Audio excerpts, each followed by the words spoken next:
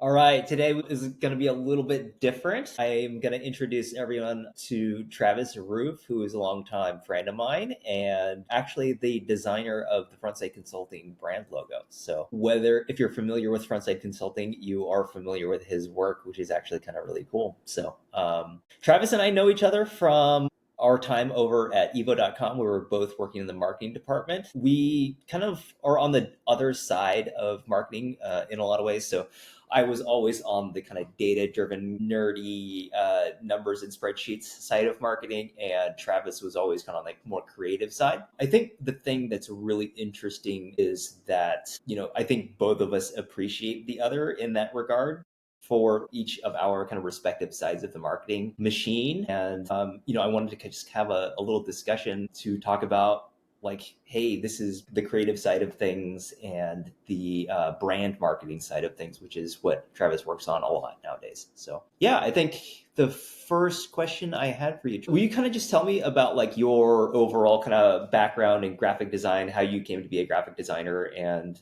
what it is that you enjoy about it? For sure. Yeah. Well, thank you for having me, Joe. It's an honor to be here, first of all. Uh, my journey into graphic design kind of felt like I accidentally stumbled into it. Struggled my way through school and into college, and then decided to commit to a graphic design program. And as soon as I did that, just kind of hit the ground running and never looked back. I've been fortunate to work with great people and great companies along the way, with you at Evo. And then while I was there, got a headhunter from Amazon came after me, and I went and worked for them for 5.5 years. And recently have broken off to do my own thing and have been running Roofrider Design Co. for over a year now. And just working on brand identities and visual identities and graphic design work. Cool, cool. And what was the division that you were working with at Amazon? I worked for two different divisions there. I started with Treasure Truck, which was an experimental program that Amazon launched, and it lasted up until the pandemic because it was based around in-person experiential events. And when people are restricted to their homes, that makes it difficult to have in-person events. Yep, yep. And also to differentiate buying something through Treasure Truck versus buying something from Amazon. And we were just one and the same. And so they ended up canning the program. And from that, I switched over to working on the fashion design team and did motion graphics and some UI design for them. So, yeah, kind of just my time there. Treasure Truck, I should say, is that I helped build the brand from the ground up, worked with an amazing team, but focused on creating an illustration, visual language, color, uniforms for the staff, signage for physical events. Yeah, videos that played on this truck that would show up to deliver people's packages, all sorts of stuff. So kind of a little bit of a jack of all trades over the years, learned a lot of different skill sets, but now focusing more on the visual identity side of things. Nice. Yeah. Can you tell me a little bit more about like the Treasure Truck as a brand? Amazon is a brand that like many people are familiar with, and it has, there's a particular look and feel to it. It's pretty utilitarian. How was like the Treasure Truck part different, and like how did you, was it like you differentiated from Amazon as a brand, or was it Yeah. like, hey, we're Amazon and? Yeah, Treasure Truck from the get go was kind of an attempt to be a human side of Amazon. And the slogan was make every day a little bit special. And so, kind of our mantra in the design team was to surprise and delight customers. And so, through that, we would create this atmosphere in person because the business model was you order something from Treasure Truck. There's only one item that you go and pick up at the physical truck that would drive around to different locations within your city. And so when you get there, it'd be kind of a carnival atmosphere. There'd be bubbles coming out of this big delivery truck. There's a video screen playing on it, music. There's games that I also designed, and yeah, so it was really trying to put a human face to Amazon and not just be a package that shows up at your door. Interesting. So that you're definitely saying like maybe from like a logistical perspective of like we're operationally efficient, we're Amazon, we're going to get you this thing to you very quickly. So this is a pretty big departure into, hey, we want customers to feel a certain way when Correct. they engage with the Treasure Truck brand. Is that correct? Yeah, that's spot on. Yeah, so instead of having something come to you, as people have grown accustomed to Amazon doing, this was a big ask and a big lift to get people to show up to a truck and make it worth their time. And that partly was due to high value items that were sold on the truck, but also the in person atmosphere that I described earlier. I see. I see. So something that I see a lot running an agency and having worked in brand, the thing that I have always seen is that organizations with really strong brands, they tend to be set up for success much better than brands that don't have like a really strong, or organizations that don't have really, really strong brands. Like what would you say is kind of the treasure truck brand, or like how would you describe that? Yeah, the Treasure Truck brand was kind of a throwback to Americana a little bit, kind of that circus atmosphere that I was telling you about. The brand colors were red and blue and white and Mhm. yellow. Yeah, kind of really nostalgic colors. I think I remember the truck kind of looking like a box of like animal circus Yeah, cookies, if you remember yeah, those, right? Yeah. yeah. And we were lucky enough to have Kyler Martz, really famous Seattle area illustrator and tattoo artist. He did all the artwork for the trucks around for every truck. We were in, gosh, what was it, 31 or 32 cities, I want to say, and the 8 cities in the UK. And for each city, he did all of the illustration work that was on the side of the trucks. So yeah, that was kind of part of it. A lot of it was hand drawn, the visual language and style. And that was one of the reasons why they brought me in there, because that's a big part of what I do. Everything I do, I try and have it be based in illustration I and see. start with it being hand drawn first. I mean, like, that kind of is, was going to segue into my next question. Was like, what do you see? Like, it's one of those things where I kind of feel like you know it when you see it, but like in your mind, from a creative perspective, like what is like an effective brand, and how does that kind of present itself from a creative perspective? Yeah, that's a good question. An effective brand, when I see it, something that it's clear in what there's a it's conceptually driven. I think that's that's mandatory. It's got to be based in a concept. Can you say a little bit more about that when you say it's conceptually driven? What does that mean? Yeah, like gosh, what's a good example of that? And say like, like the when we talk about big brands and effective brands, like Nike is like one Hmm. brand that comes to mind for me. If you were to say like conceptually, like what are they as a brand? Maybe we can kind of back into that. Sure. Yeah, if we want to talk about Nike, I mean, their slogan, just do it. So it's about action. That's the concept is, what are you waiting Oh, for? Go out I and see. grab it. And so all of their design, is driven, no pun intended, but to uh move their design forward and convince the customer that this is a brand that's about action, about being athletic, about cutting edge, taking risks, and being on Mhm. the forefront of a trend. But yeah, that's an example of something being conceptually based. So what you're saying is that you have to clearly communicate like what your values or your value proposition as an organization, as Sure. a brand, and then communicate that as clearly as possible through like creative means. Yeah, and it's not just visual. When you're talking about brand, it's it's more than I can even describe, because it's the logo, the colors, the tone of voice in the writing and the copy that's used. It's the visual language and photography. The if there's any supporting illustration elements that can give it a whole nother language as well. Also, yeah, it's customer perception. There's just so many things that go into building a brand. Whereas like channel as well, right? So like I think famously Lamborghini says like we don't do television ads because like our customer is not like sitting around watching television. For sure. Yeah, I haven't heard that myself, but it makes sense. You got to know where your customers are and who your target clients are, and if you know where they're going to be, then that's the place you want to show up. Right, right. And then we kind of think of it as performance marketers more in terms of like where are we physically finding the customer? Well, maybe not physically, but digitally, where are we finding our customer? And like how do we speak to those customers as clearly as possible? Being on the performance marketing side of things, we're really interested in like what is the thing that kind of gets people to buy or like take an action. Is there anything that you kind of see that regularly from like a creative perspective, like, oh, this is the thing that like gets people to like take action? For sure. In general, I think there's kind of a few things that I notice. Clear visual identity. So when you see it, you know who it is, because that's going to, if a customer knows who you are before that, in a split second, if that trust has already been built in your brand, then they're more likely to take action and click through Yeah, something like the, or the buy a shape of product. the Coke bottle, for example, right? Exactly. Yeah. Yeah.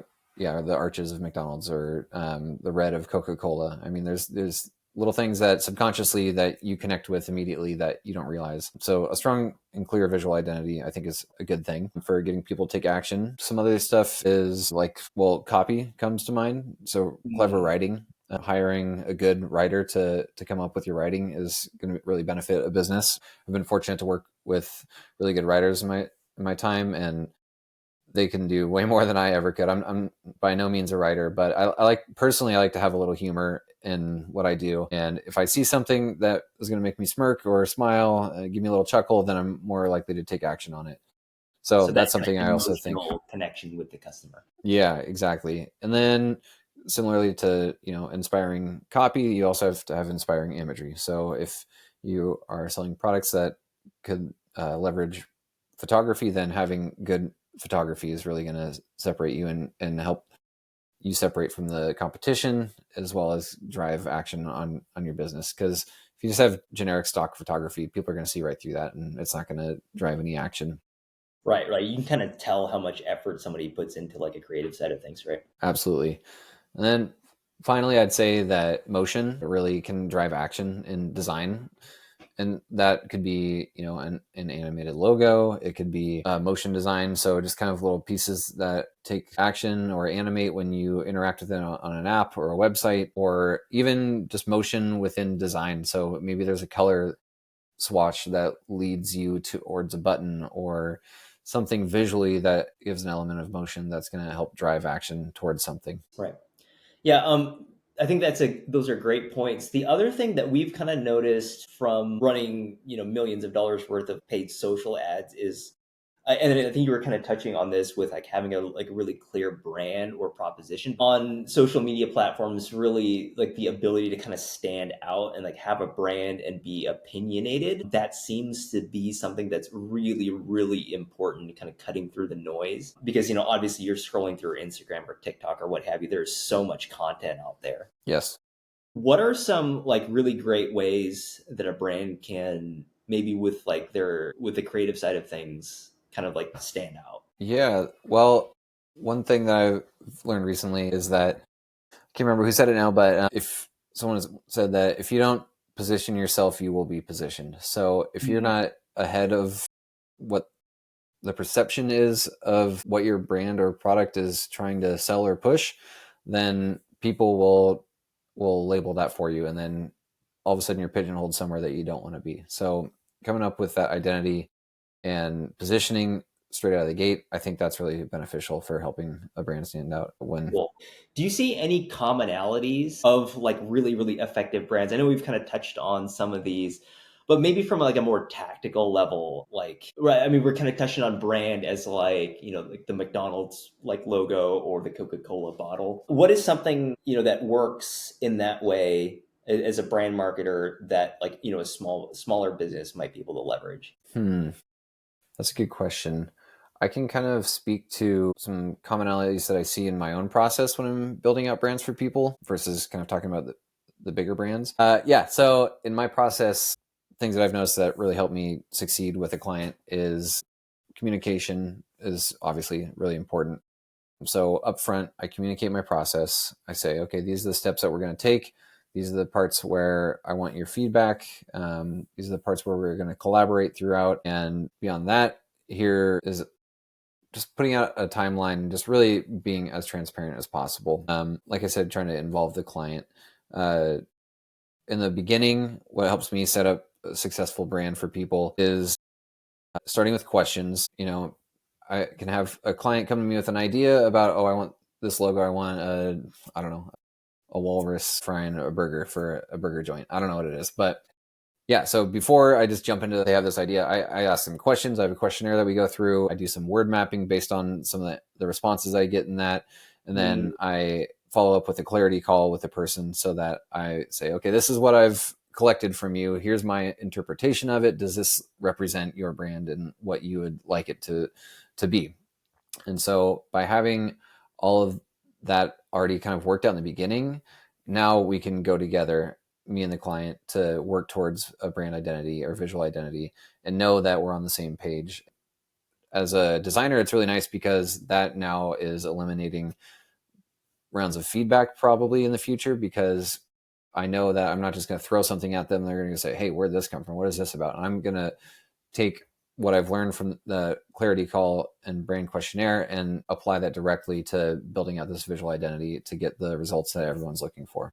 I see. So something that I've been asking our clients more recently, because we try to understand our clients' brand so that when we're writing like ad copy, for example, that we're better representing them. One of the things that I like to ask is like, what do your clients say that they love about you? Mm-hmm.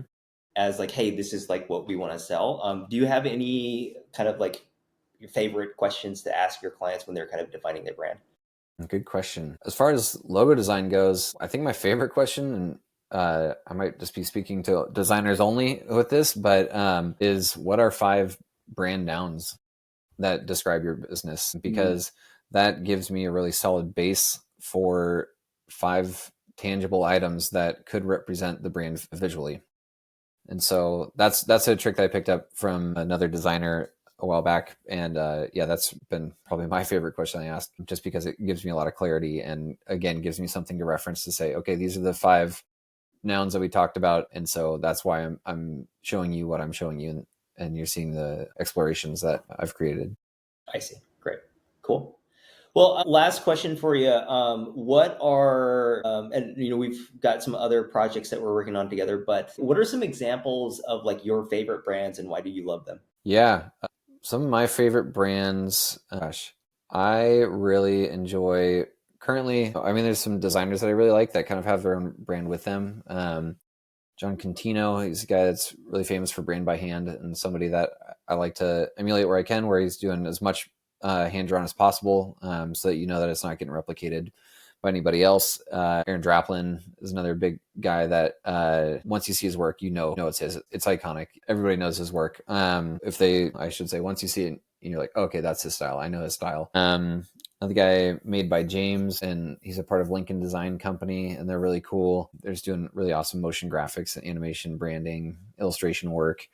All of these, I should say, those 3 people are really based in illustration, and that's something that I strive to achieve with my own work, like I was saying earlier. And so, yeah, those are the brands and designers out there that I really gravitate towards. I see. Yeah, they're pretty niche in the kind of design space, but given your background, that makes sense. Mm-hmm. Nice. Well, I think that's all we have time for today. Do you want to tell everyone where they can find out more about you? Sure. Yeah, you can find me at roofriderdesignco.com or Instagram, Roofrider Design Co. LinkedIn, same thing, Roofrider Design Co.